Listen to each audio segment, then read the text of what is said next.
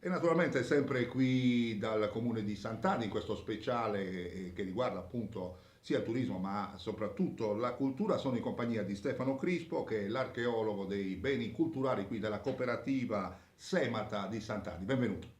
Buongiorno, buongiorno a tutti. Allora, Stefano, ieri abbiamo fatto questo giro meraviglioso, mi hai accompagnato e mi hai spiegato alla grande, insomma, l'area archeologica di Pani Loriga, una vasta collina ricoperta di olivastri secolari, racconta 5.000 anni di Sì, storia. 5.000 anni di storia, più o meno dal Neolitico recente, intorno al 4.000 a.C., fino all'età medievale, all'VIII secolo d.C. Le evidenze archeologiche riguardano appunto varie fasi di vita della collina. Sono presenti le testimonianze più antiche risalgono dovremmo rifarlo.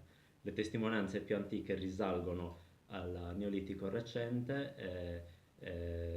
Sono presenti delle Domus de Janas, quindi delle sepolture ipogeiche d'età preistorica. È presente un nuraghe, il nuraghe di Ana.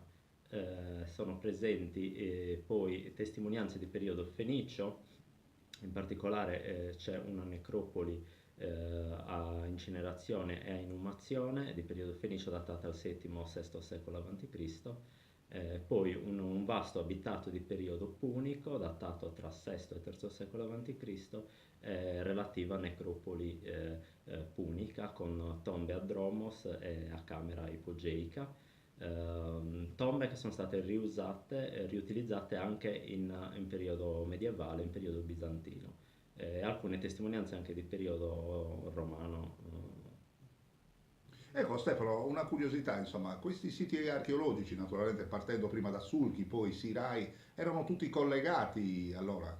Sì, erano tutti collegati e facevano parte di un unico sistema di gestione del territorio. In periodo punico, probabilmente, con tutta probabilità, sottostavano al potere di Cartagine. Quindi questi siti controllavano e sfruttavano al meglio le risorse del territorio, dalle risorse minerarie a quelle agricole, insomma tutto quello che poteva offrire il territorio in quel periodo. E non è un caso, tra l'altro, che questi siti siano sempre, sovrastino sempre il mare, quindi dovevano vedere il mare. Sì, diciamo che erano in comunicazione visiva proprio con, diciamo, la città madre, che in questo caso era l'antica Solchi, sita appunto nell'isola di Sant'Antioco, e appunto questi siti dell'entroterra comunicavano sia visivamente che fisicamente tramite delle strade e insomma, delle vie di comunicazione con la città madre, appunto. Ecco, in questo sito, tra l'altro, sono stati fatti dei ritrovamenti davvero molto importanti, gesti e luoghi di antiche culture, di civiltà, raccontati attraverso questi reperti nel museo, insomma, che voi gestite. Sì, in gran parte dei reperti, degli oggetti antichi ritrovati nel sito di Panilloriga, come altri provenienti dal territorio di Sant'Adi dei comuni limitrofi, sono custoditi e esposti nel museo archeologico del comune di Sant'Adi.